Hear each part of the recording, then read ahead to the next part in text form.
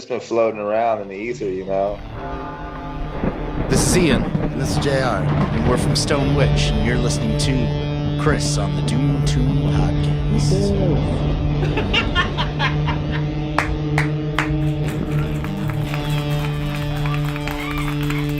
You are listening to the Doom Tomb Podcast, the podcast for all things stoner, doom, and sludge. My name is Chris. I'm your host, and today we're going to add a little desert psych. We're going to stay in Phoenix. This guy has been so prolific over the past year, still has more material coming up. Let's hear the interview right now. So I had this guy on a couple of months ago talking about this full-length release that he had. And he was mentioning that he had some other material coming down the road, and now we're at that spot. The man's name is Zac Crye. The band is Hudu Akil, but today we're going to talk about his one-man solo project, All the Same. Zac, how you doing, brother? What's up, Chris? I'm just hanging out here in my jam room, getting ready to shut it down for the night and go to work in the morning. Hell yeah, man. Now, I tell you what. Do you mind? Can we just get right into the material? Let's do it. Let's do it. All the Same. I want to kick it off with this first track. I got this like West Coast desert style groove. You kick off the album to me with something that is so reminiscent of your personality. It's just laid back and it's groove heavy. I also like the layering of the intro. It's kind of beyond an intro. It's just like you're adding different layers as we get to the main part of the song. Killer, soulful solo. Right. So what can you tell me about this? This song, All the Same, is the song that kind of made me pull the trigger on, getting a good collection of songs, because most of the other songs I've had written for a pretty good amount of time. So they've just been floating around in the ether, and then once I wrote All the Same, and then that song Look Out Above right after that, that kind of drew everything together, where I had a sort of like a coalescent little group of songs or whatever. But the song itself, this is one of the rare occasions where I wrote the lyrics first. And it was like one of those situations where I was just on a long drive and started just sometimes when I'm driving, I'll think about lyrics and stuff, and then I can just build an entire song by the time I get to wherever I'm going. Right. Now, the music. Go ahead. Oh, sorry. Go ahead, Chris. Usually the music comes first, in most circumstances. So this is one rare occasion where I did write the lyrics first, and then the music was kind of in my head as I was hearing the vocal melodies and stuff. Now, is this song about the trials of a musician? Is it a cautionary tale to just live your life and be yourself? I mean, I love where you're going with it. At the end, we got this we're never gonna be what we wanted. I mean, where are you going with that? Yeah, well, that's basically it. It's all that wrapped into one big thing, and I think that's relatable across all walks of life. Whether you be a musician, an artist, or anybody really. Right. It's kind of, this man's search for meaning, we don't really know what we're doing here or where we're going. What's the point of all this stuff, So that's kind of along those lines. I can't wait to accept that which I cannot change.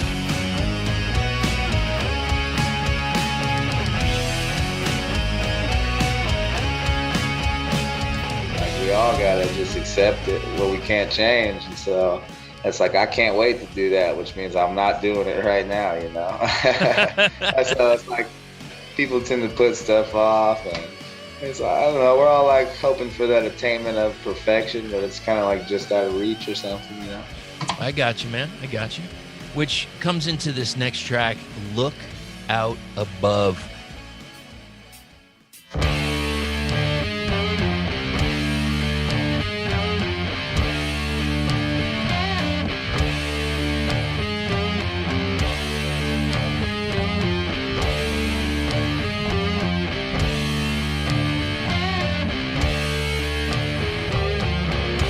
I guess the city can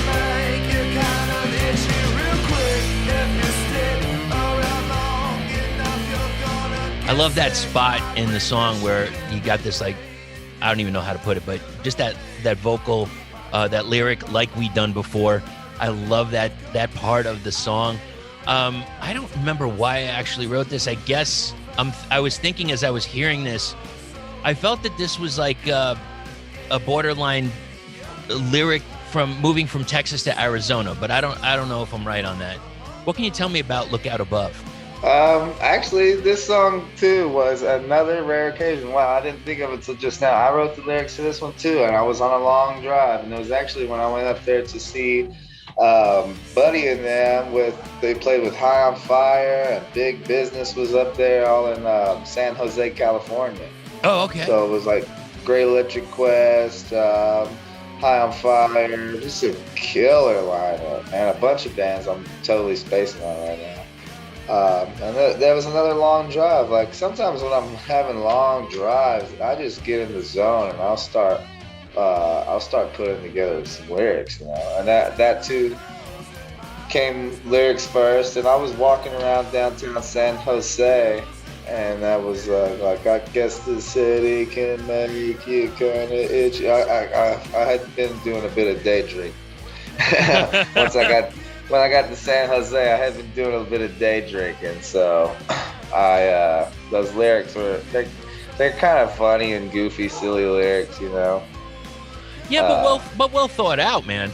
Like I would consider you a lyricist, because from what I have heard, from whether it was the Hudu EP or the you know, the full release or this, it's like you have something to say. Absolutely, I consider lyrics to be my strong suit for sure. I don't know what I have to say really, or what I'm trying to say. You know, that's why I kind of fumble with questions when people ask what's this song about or what that song's about. But there's definitely something that's working its way out of me. You know, that's how I feel. Absolutely, and you're getting it out through music. Now, here's a quick question. So you're driving along, and I've done this where I've had enough of music, and I can't believe I'm actually saying it, but I just had enough. I got to shut it off. No podcast, no nothing. I just, just driving, and then like every once in a while, the weirdest thoughts come in my head. And I had a client today. I was talking to him, and he was talking about having hope.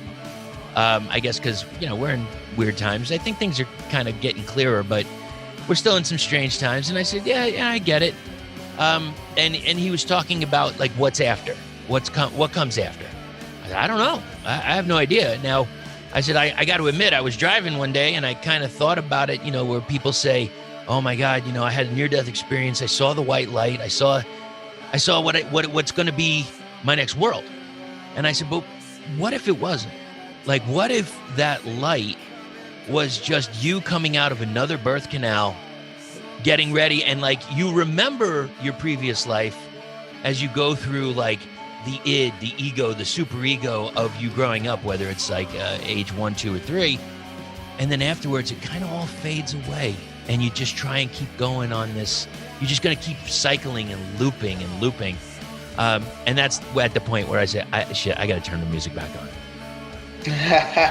No, there's something to that, man. I used to think, because since I was younger, man, I used to have like deja vu sort of flashbacks where you kind of see like a flash of an image or something, like in a dream or something, and then later on, down the line, a week later, maybe a day or two later, you see that same sequence of events, or you see that it's just deja vu, or I don't know what it is, but I used to think I formulated my own little theory that we've probably been here and done this.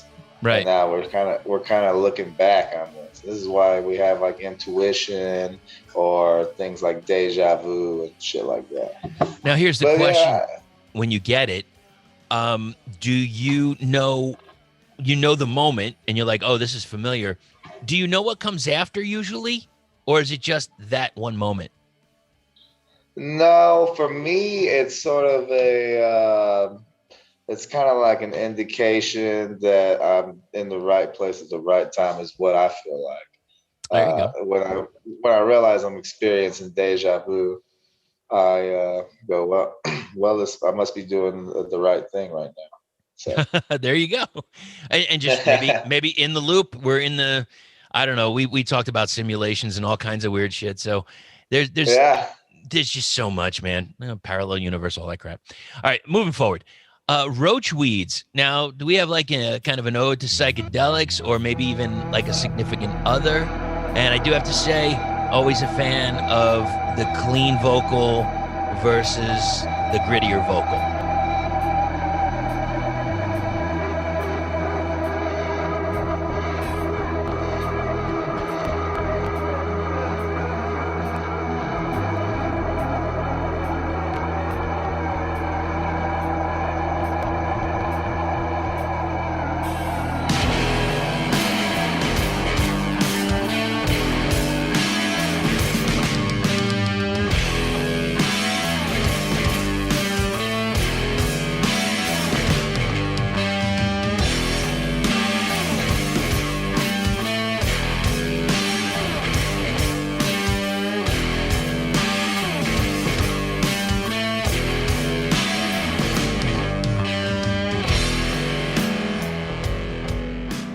This is one of the songs that has been around for quite a while. It's one of the first sort of tunes that I ever kicked out. I got a pretty big archive of songs I've written over the years, and I got a lot of demos and stuff. Right. So I always have something to pick through, you know, whenever we decide to put a project together or whatever. And that one kind of fit the ongoing theme. I think it fits perfectly right in the middle of the album where we place it. Absolutely. And, the intro with the delay effects is something that I kind of was trying to emulate, sort of Matt Pike, that record you got on the wall right there over your right shoulder or left shoulder. Sleep. Oh yeah. Okay. Yeah. Yeah. The very first. The intro to that album, man, all that shit he's doing. Why is that so good? Oh my god, I don't know. It's not. There's no way I could have ever recreated that, man. But dude, that shit it sounds so great. I could listen to that for fucking on repeat, man. Just the sound effects that he has. Absolutely, you can. I think it sounds fantastic. But yeah, I agree. Like the first time I heard it, I'm like, wow.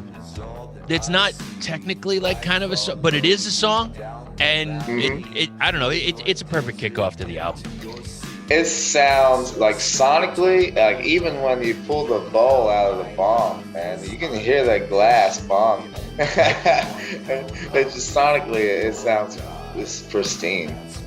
But yeah, I kind of was emulating. When I heard that, it sounded so cool. I wanted to try to do something like that, just for a short intro. Because the song itself is sort of simple, you know, there's not much to it. But, you know, keep it simple, stupid, you know, there's nothing wrong with that.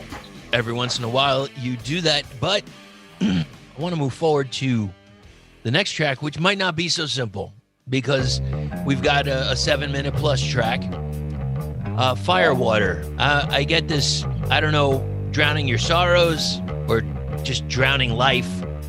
It's the most, on this release, to me, it's the most upfront, forceful song. But as I was hearing it, it really reminded me of Nothing Shocking from Jane's. And part of it was the bass line. But I felt like there was this mix, like I had Ted Just Admit It and the Mountain Song with a little ocean sides, but you made it you. And I'm not saying that you took from it, but that's what I was like. I was getting that maybe it was deja vu of sorts, but I was getting that feeling, that kind of vibe, where the first time I heard Ocean Size, the first time I heard the whole Nothing Shocking album, I'm like, what is this? I can't even define it.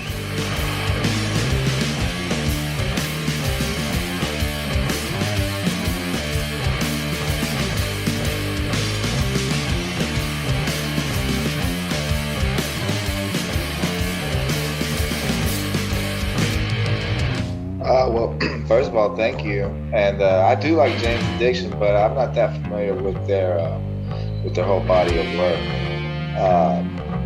But this song is another song that has been written for quite a while, over 10 years actually. Wow.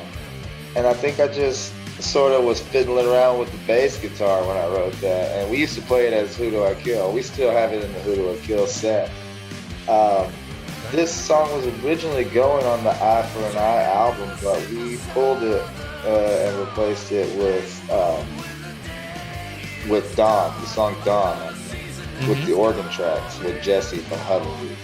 So it was a last minute decision to pull that song and replace it because I was also working on this album all the same at the same time that we were doing the Eye for an Eye album. So I wanted to do this song because I knew it in and out and the other guys didn't. Right. And I was trying to save time. So that's the whole reason. I wanted to record the song, but we didn't really have time to learn it. So I did it myself, and then we used another song that we already knew. And maybe, just because this is the way I'm hearing it, I believe it fits well here. I don't know. I mean, I'm sure maybe somewhere in Eye for an Eye it can fit somewhere.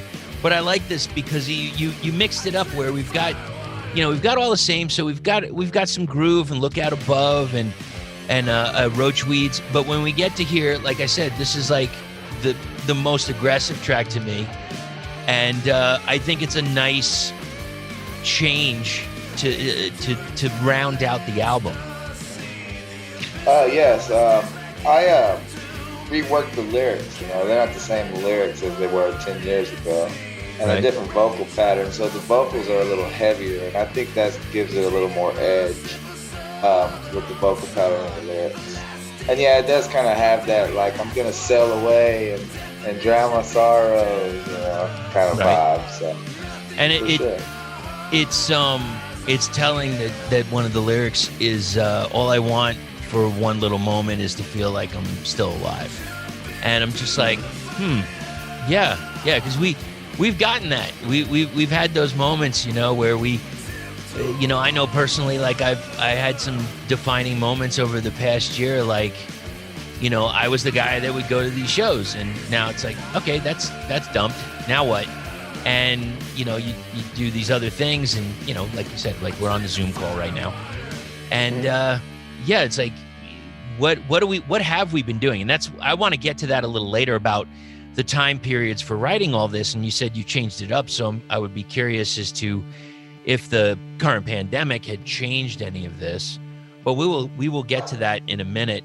And before we get into Roads, I do have to say, from Firewater, I never know when I hear one of your tracks what Zac I'm gonna get vocally, but I'm always looking forward to hearing what it is. And thank you for mixing it up and not making it just so monotonous and monotone. Like, I never know where you're going to come from track to track and what I'm going to hear. So I absolutely love hearing it.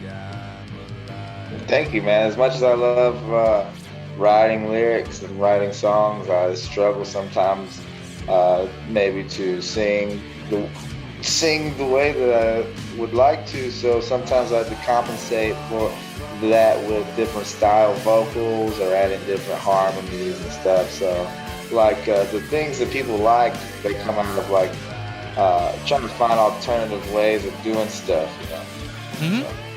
Yeah, man. Now we go into this interesting track here, Roads. I don't know, man. Telling you to go deep, going past what you know, going outside the box, living your truth, all of it. What it did remind me of, there was a song a while ago, I'm not sure the exact title, but it's something like Don't Forget to Wear Your Sunscreen. There was this guy, he was kind of like a monologuing, not even singing, just talking about do this, do that, do this. And that's exactly how I felt, but from more of an inside the mind version of that. What can you tell me about Roads? Why did you choose that narration? How did it all come about? So the funny thing about this album is that I recorded it in Yuma, Arizona. Right. And my audio engineer down there, he caught COVID, and he was really paranoid about having anybody over to his place after that. Right.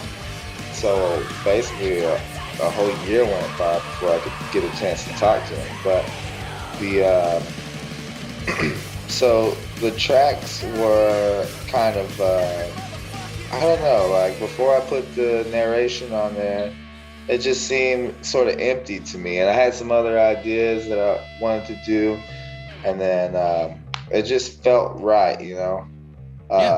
And then when I pulled the audio and put the narration over the music, it fit so perfectly. I barely had to do any editing and move it around, just very minimal editing. Right. So I felt like it was a good thing. And there's so much space in that song with the long intro. And I felt like Alan Watts, he just pulled the whole thing together. You know, we put Gandhi on the Eye for an Eye album. So I don't know. I really dig like philosophy and stuff like that. So I don't know. I just decided to put that Alan Watts on there, and it sounded so cool after I did. You know, I showed my dad, and he's like, dude, this is killer. So anytime that my dad's impressed, I feel like I did something cool. Now, remind me again, your dad, he was a country guy, right?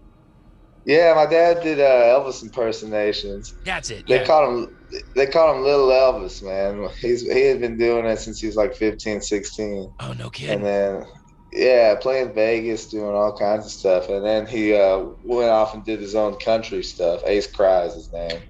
Right. I think he had a song like real low on the Billboard. And then nothing really happened with it. So what years are we talking? Right. This is back in the 90s, late 90s, early 2000s probably. Okay, we'll have to look that up, see if we can find that somewhere. Yeah, for sure.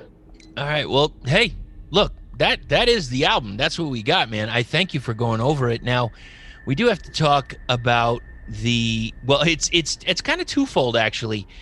It's the artwork for the release, and then this other artwork that I really like. I mean, I like them both, but the one with the multiple hands and like I don't know whether that's like a borderline Hindu thing or what have you. I get the vibe of like, you know, I'm doing all the work. But what for the album? What can you tell me about this work? Is this Josh's work? Josh Mathis? Yes, the artwork was done by Josh Mathis from Secrets of Lost Empires. I mean, he's such a talented artist. The artwork that he does for his own stuff is just it's fantastic. And I saw the work he did for the Desert Record compilation, Legends of the Desert. Yeah. I just really the first one that had Pale Horse, Pale Rider on it. Yeah, Pale Horse, Pale Rider, and Lord Buffalo. And Lord Buffalo. Yep. Mm-hmm. I think he did the second one too. Yeah. He said they're gonna have a series of 3. Yeah, with Cortege and Penitent Man. Mm-hmm. And they're doing one more after that, and Josh is doing the artwork for all 3 of those. Oh, right on. So, when I seen the layout, just that minimal style where there's like an insert inside the picture and then a lot of space around it. Right. I liked that. And I told Josh that's what I wanted, but with a Joshua tree. And that's exactly what he did. And then, the Shiva picture is what I call it. It's like a Hindu thing, you know, with all the arms. Which that's not what I wasn't trying to represent any Hindu or anything like that. I just like you said, it was because I could hold all the instruments. All right, brother. But it's cool because he has like a doobie in one hand and like a beer in the other hand and shit. You're very busy. You're very busy. So when you said, you know, in certain things that were like they were written before or whatever, what was the time period for writing most of this material? Well, like I said, actually the last 3 tracks on the album have been around for at least 10 years, Chris. They've all been on the same little demo that I had for a while. I had a demo album that I called Peyote. And those are 3 songs. Those are 3 songs from that demo. And, you know, just years of them floating around, stewing around in my head. I just decided to go cut them, man, because I wanted to have a follow-up for Hudu Akil is what the original plan was. I wanted to be able to come out of the gate with a strong LP with Eye for an Eye, and then hit them right back with the left hook with the little EP, with 5 more songs, maybe 6 months or a year down the road. Well, I didn't want to waste any. It worked for Kiss. Right, yeah. I didn't want to waste any time, I felt the time was right, but, then COVID hit. We finished. I started the All the Same album before Hudu Akil. I finished tracking that, and then the next month we were tracking Hudu Akil. Right. Well, it ended up taking me a year to do that. It took me a year to cut the Eye for an Eye album, and then by the time I finished that, we still weren't done with All the Same, with the editing and mixing and whatnot because of COVID and everything. So I actually went and got a COVID test just so I could go out to this guy's house and sit down with him and finish the album. And then obviously nobody's playing. There were no bands playing or any avenues for that, so I decided I'd strike out on my own and just kind of hit it from a different angle, God, I remember that. I remember hearing. I was probably I don't remember what show I was going to. It was something at Yucca, and I remember you sent me some of the stuff you were working on for Eye for an Eye, and I'm like, where's he going with this? How is this working? And I listened to it a few times. I was like, okay. I mean, we'll see what happens. And it wound up being fantastic. It wound up being one of my favorite releases of last year. So yeah, bravo to you, man. Now, do you guys have anything else down the pike for Hudu?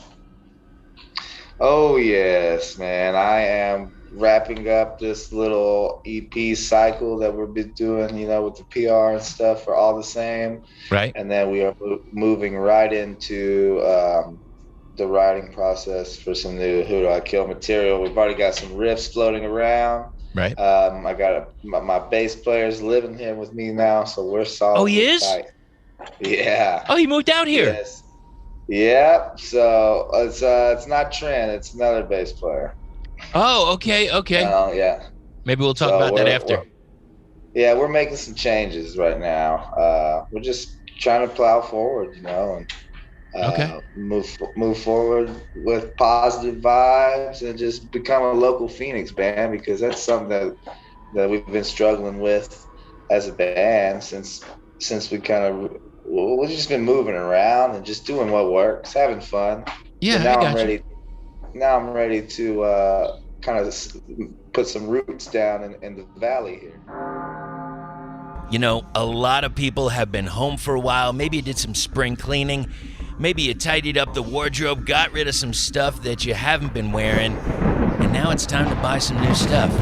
So that's when you head over to darkmarkers.com. All trippy, a lot of weirdness, and we have a code. Hail Sagan, all caps, HAILSAGAN, to save 20% off merchandise.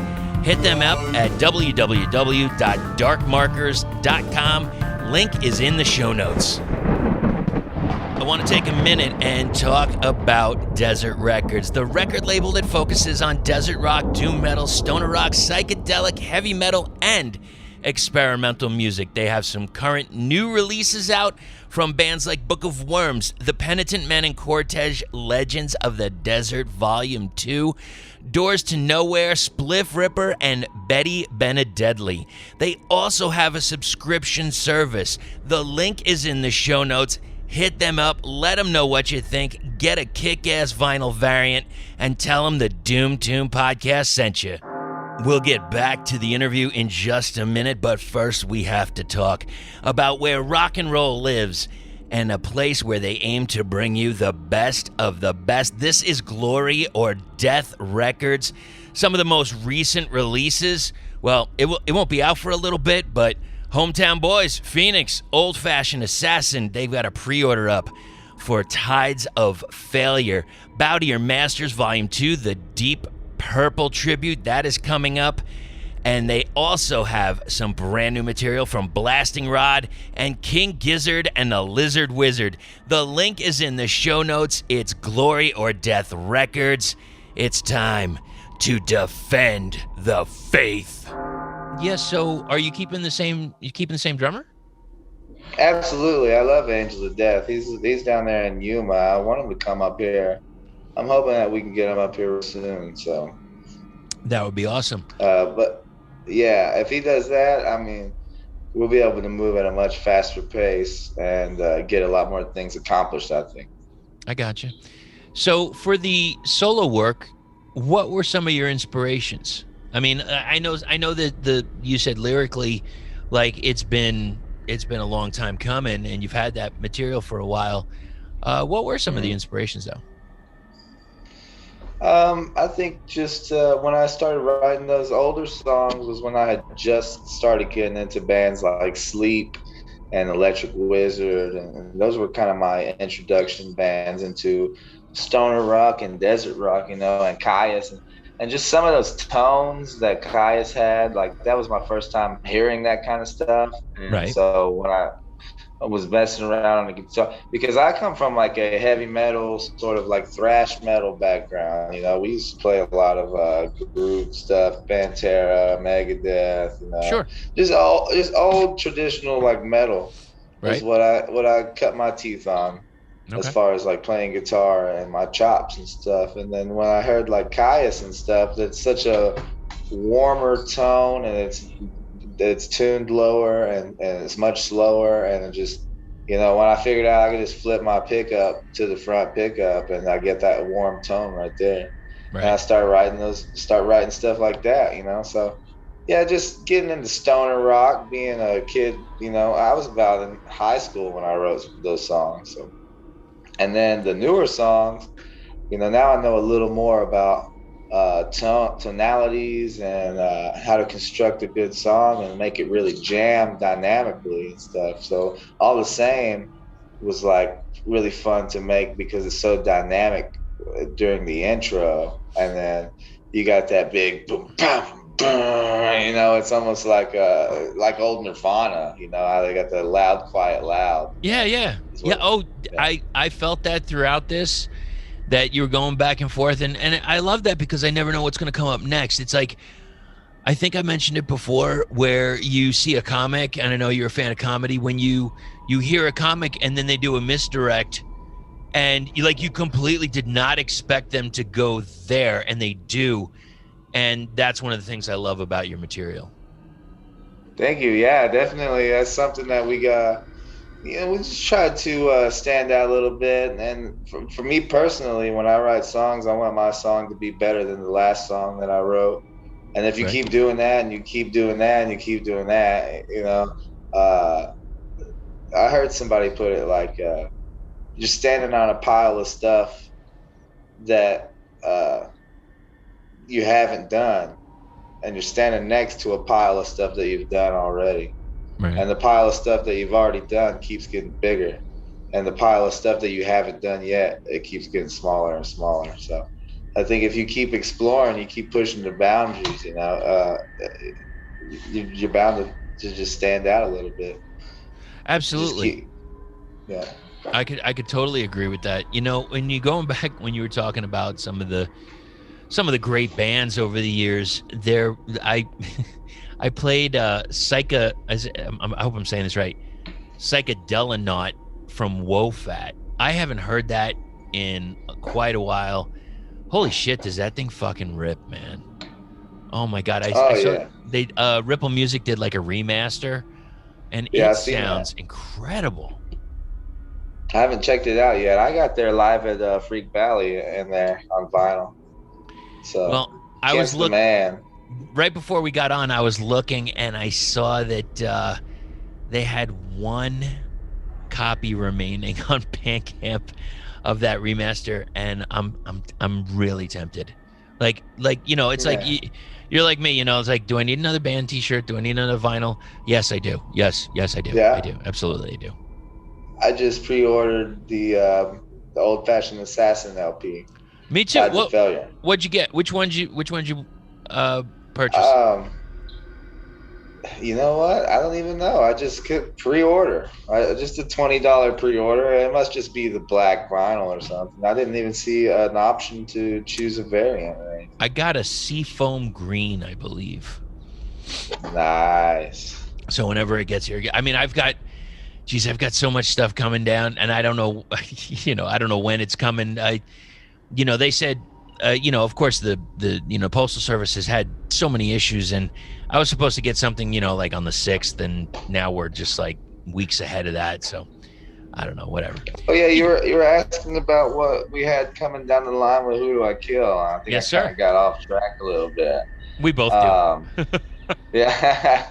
No, we're going to start writing more material. We're playing a show in May. So we are right now working on getting Dano's chops. That's my new, our new bass player, Daniel. We're getting his chops up. Okay. For the show.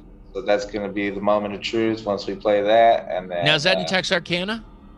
Yeah. We're going to cruise out there and play with Holy Dead Trio and Warlong. Just, dude, you got to have a little. Hook me up with the guys in Holy Death Trio. We got to get an interview. Oh, man. Well, you're talking to the right guy. I absolutely will. Absolutely. I appreciate absolutely that. will, Chris. They are, man, those guys are so fucking cool, dude. Some of the shit they've been putting on Instagram lately just blows my mind. They got the visuals down. Yes.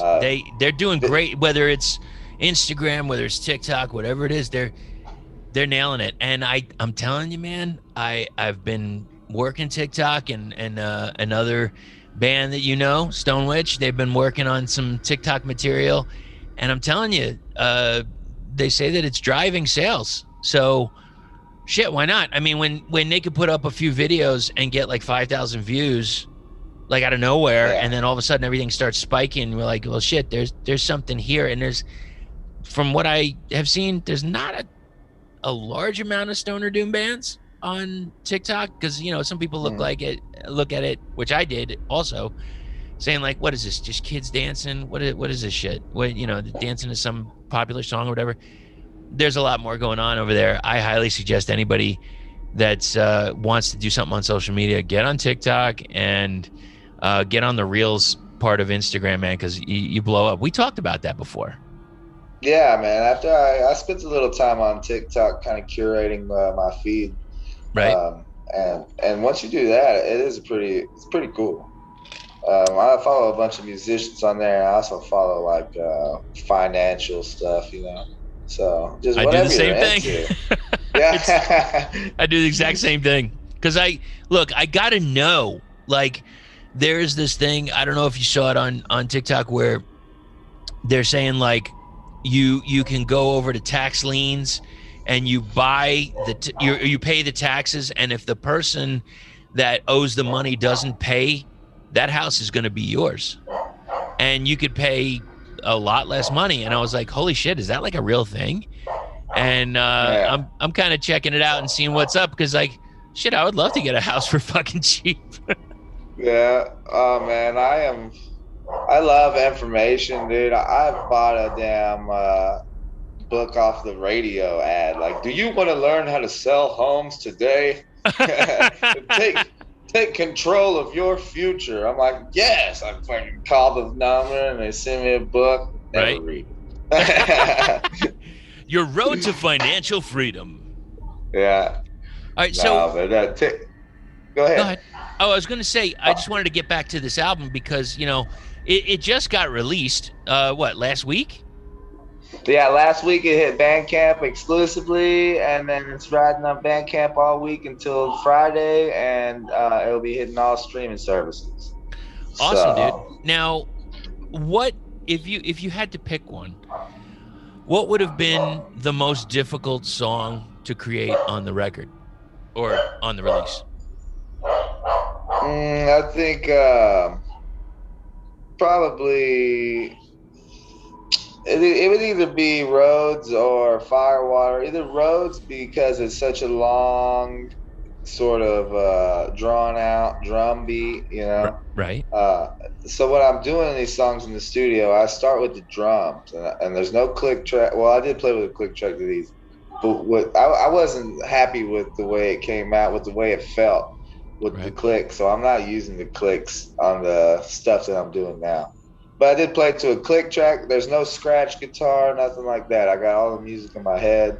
I'm playing the drums all the way through the song, and then move on to the guitar and the bass, and then save the vocals for last.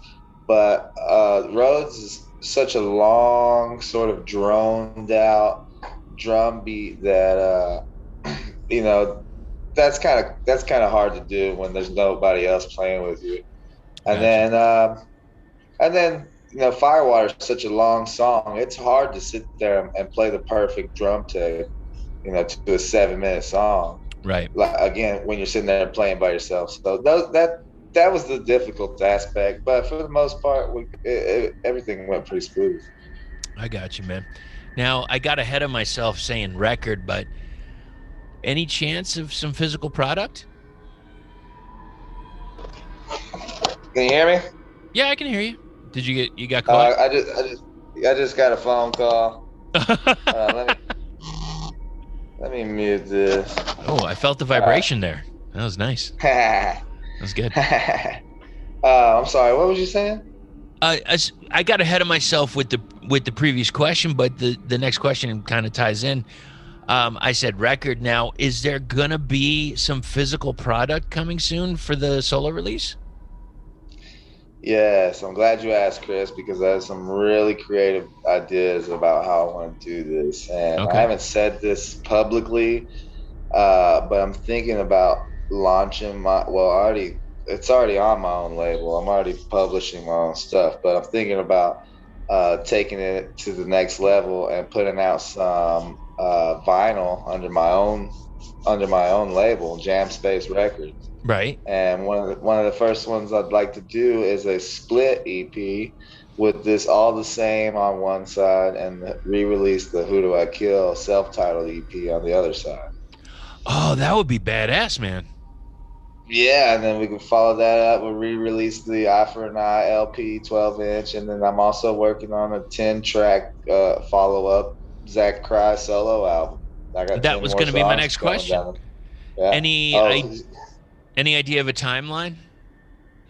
It just depends, you know. I'm gonna ride this out all the same for a little while we sort of write more Hudu Akil material, and then if all goes well with Hudu Akil, I may put the Zac Crye album on the back burner, and then focus on some Hudu Akil stuff, and then when the time is right, I can release Zac Crye material or release it simultaneously, doing singles, you know. Right. There's so many ways to do things now. But definitely, go ahead. I was just gonna say, who knows what's right anymore? You know, it's like we're everybody's throwing so much stuff against the wall. Whether it's like, I'm gonna release the full album. No, I'm not. I'm gonna release a single. No, I'm not. I'm gonna release whatever it is, you know, or, you know, and it's such a different animal now. I mean, like, you know, you take somebody, I personally, I honestly don't know how long, like, Nirvana was Nirvana before they fucking just, boom, they broke. I would imagine it was a few years. Yeah, at least 4 or 5 years. The same with, like, Pearl Jam. Like, I remember seeing them, I believe it was a Cameo Theater, I think, in Miami, like the first time. And I saw them on Lollapalooza. Like, they were on the second Lollapalooza. They were, I think, the second band on stage after Lush. And there was tons of people there. Like, they just, to me, they just kind of fucking just came out of nowhere. But I don't know how long that journey was. I know that some of the guys were in Mother Love Bone and etc. But that Pearl Jam project wasn't going on for, you know, an amazing amount of time. I'm just kind of shocked that they rose to that kind of level in such a short span. And I guess the reason I'm saying all this is I hope that some of these bands that we listen to, and yourself as well, I hope that it does something eventually to where it's like you'll get to that spot. Oh, I think it will, Chris. And I think back then for those bands, they just had MTV was such a huge, you know, launch pad to just launch you into success. If you were on MTV, Right. you know, you got it. So it doesn't matter if you were a band for 2 years, 5 years, 10 years. You know, if you got that cool video and you're on MTV, then boom, you're playing Lollapalooza. Yeah. You're at all that stuff, you know. And now And we're at viral. If you go yeah, viral, you have a better, like, you know, I know it's not our genre, but like Justin Bieber, he was found by Usher on YouTube from what I on a know. viral video. Yeah, from a Yeah. fucking viral video. And I'm hoping that's going to happen for some, because I always think about, you know, when I look at the current charts and I'm like, the fuck, there's just, you know, even in the awards, there's barely any rock, like barely anything, and nobody gets to play on the you know, on the big shows, whether they're Grammys or whatever, or Billboard Awards or whatever they are, American Music Awards. And I'm like, why not? Like, what? Why really? Why not? Like, I remember it was a couple of years ago. I think Metallica was doing a tour, and they were looking to bring people on board, and Mothership was one of the bands to be an opener. I remember this. Yeah. And I was like, that would have been such a great blow up moment. And you know, I forgot. They gave it to Local H. Oh, is that who it was? Yeah. Some old band from the 90s. They had one good song. Yeah. So know. I mean, look, you know, I get, you know, talent is talent. I don't have that talent, so I could say that, you know, they're great all day. But I was kind of upset for Mothership in that situation, man. They deserve to take that one. Well, shit, somebody, even like I just said, like Wofat, the Sword, you know, I know the Sword's been, you know, they had more popularity, but you know, I'm really hopeful for you. I'm hopeful for people in the scene that the time will come. Thank you, man. Like I said, I'm just gonna keep doing my own thing. I think, you know, the next step for me logically is to put this stuff on vinyl, and if I got the means and the ways, you know, might as well do it. Right. Once I've conjured it up in my brain, I really can't see a future where I don't do this.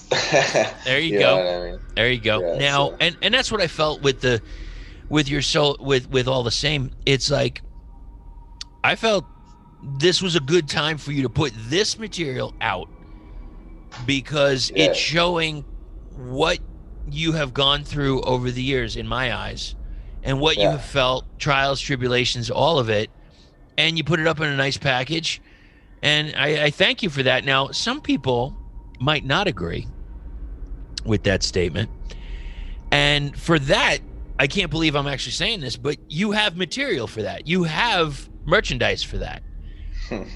Yeah. Exactly. Talk to me about Fuck Zac Crye. Fuck Zac Crye is not just a phrase. It's not just a slogan. It's a movement. It's a worldwide movement. Okay. Hashtag Fuck Zac Crye. Okay. No, I got my wife a Cricut. You know what that is? Yeah. So it cuts out vinyl that you can put on shirts and stuff, and she's making shirts. And I read this story about how Elvis's manager used to sell these buttons to merchants, these little buttons that say "Fuck Elvis." Yes, he did. Okay? Yes. So that I mean, I had read that story years ago. I've been knowing about that for quite some time, and then I don't know why it just pops in my head. Fuck Zac Crye. So I told her, babe, print me out a shirt that says "Fuck Zac Crye" on it, and then I made the little video about it. And now a lot of my really good friends from back home have purchased quite a few of those "Fuck Zac Crye" shirts. So I am not surprised. I mean, we got koozies, coffee mugs, cookies, candy, and I don't know. I can't remember how the fucking video. So now you've got this show coming up in Texarkana. So are you looking forward to actually getting your feet back on the stage? I am, man. I am. And I'm really, I lost you. That's okay. I'm here. I'm really looking forward to it, Chris, because the last couple shows I played were sort of a blur. I mean, I think we were spread thin for a while.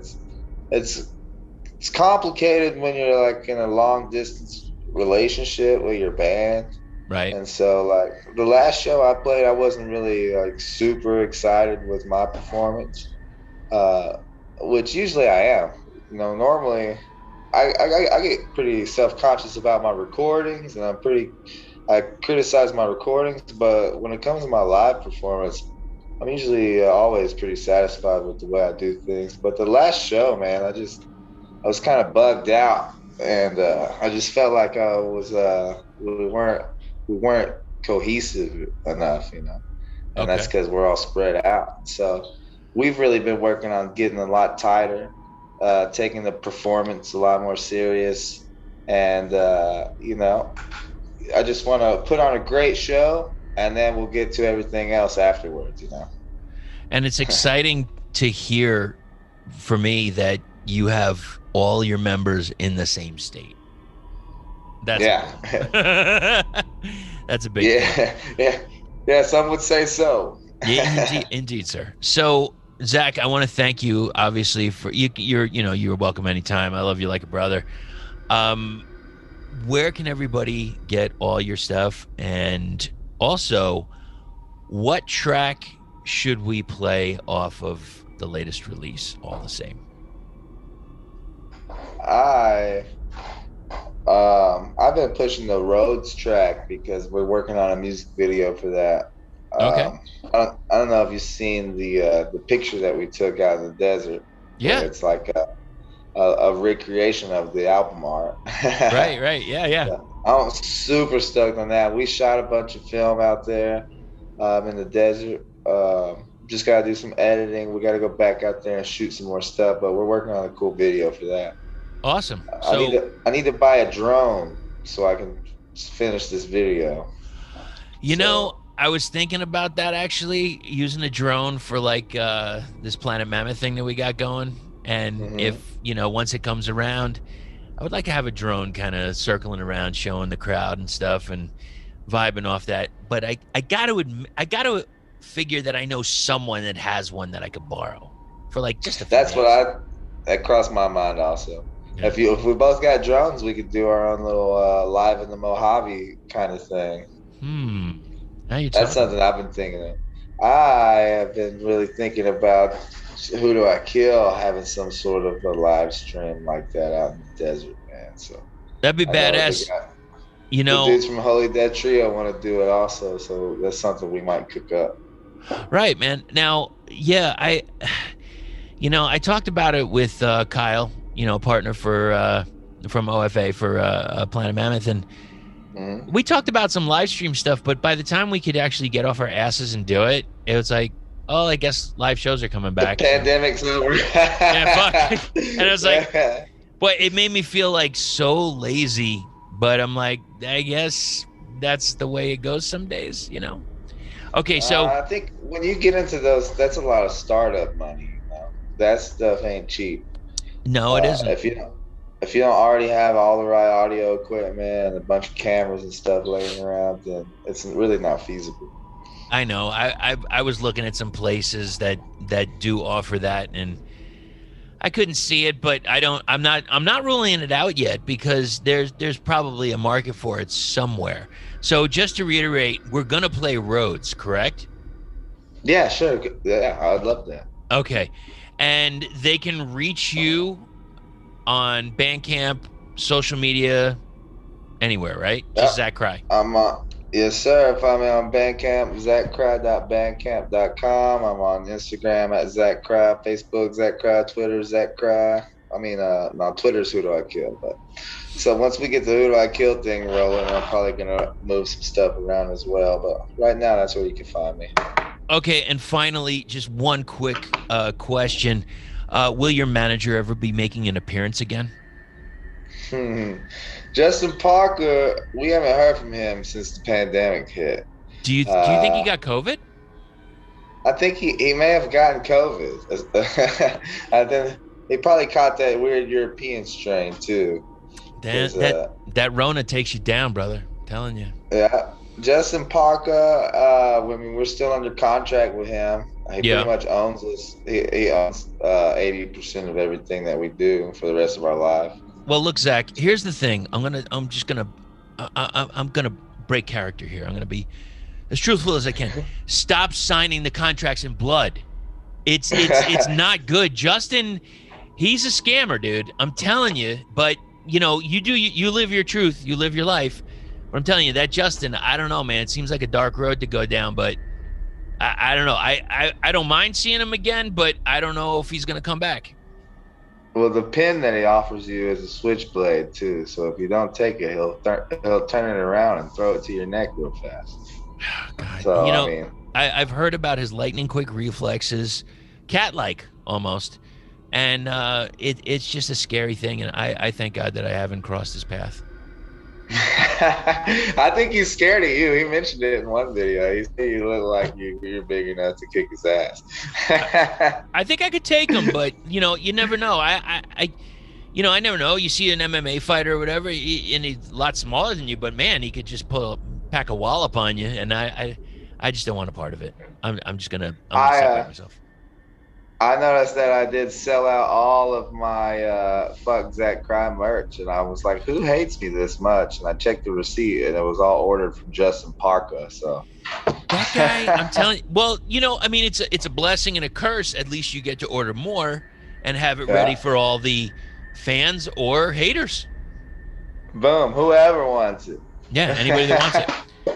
Zac, brother, thank you so much, man. I can't wait to see you in person, and when we get together, we'll rock the fucking house. You as well, Chris. Thank you so much for doing this with me, man, and it's always good to see you. The easiest way to get into the meditative state is to begin by listening. If you simply close your eyes and allow yourself to hear all the sounds that are going on around you. Just listen to the general hum and buzz of the world as if you were listening to music. Don't try to identify the sounds you're hearing. Don't put names on them. Simply allow them to play with your eardrums. And let them go. In other words, you could put it, let your ears hear whatever they want to hear.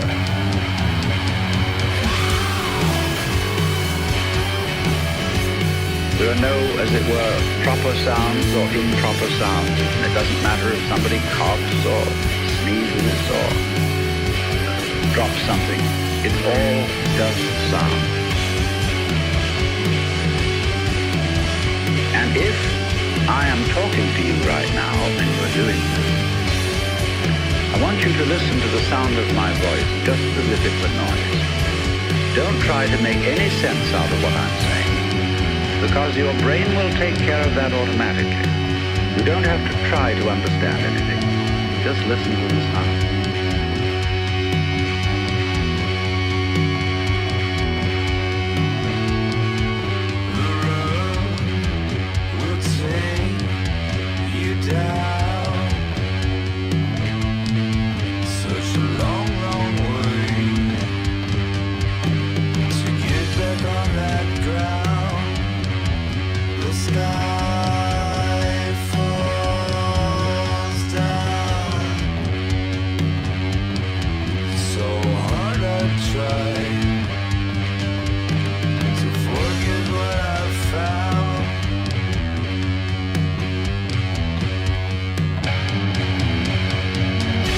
You hear sounds coming up in your head, thoughts.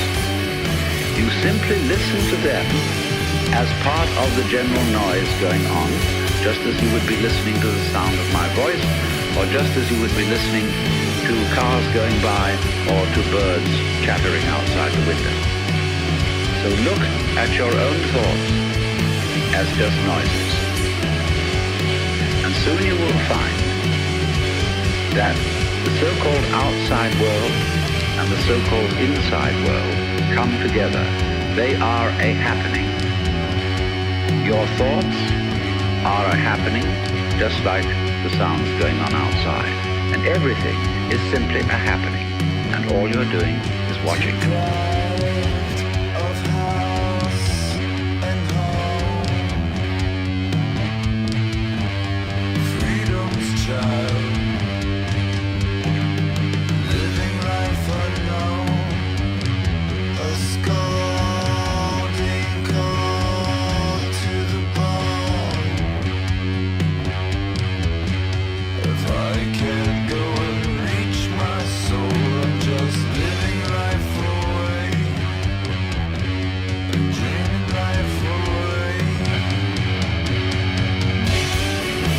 And notice a curious thing about this.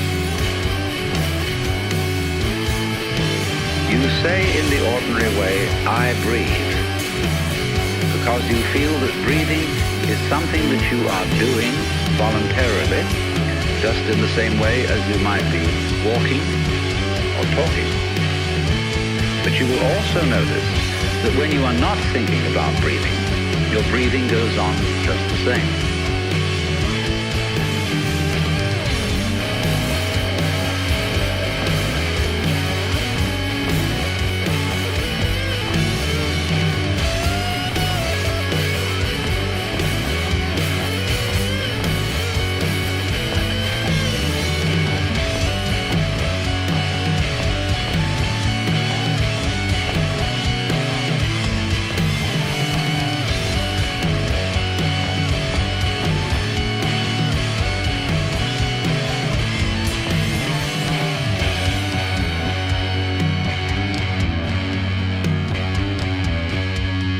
So that as you watch your breathing, you will become aware that both the voluntary and the involuntary aspects of your experience are all one happening. Now that may at first seem a little scary, because you may think, well, am I just the puppet of a happening, the mere passive witness of something that's going on completely beyond my control? Or on the other hand, am I really doing everything that's going along? Well, if I were, I should be God. And that would be very embarrassing, because I would be in charge of everything. That would be a terribly responsible position. The truth of the matter, as you will see it, is that both things are true.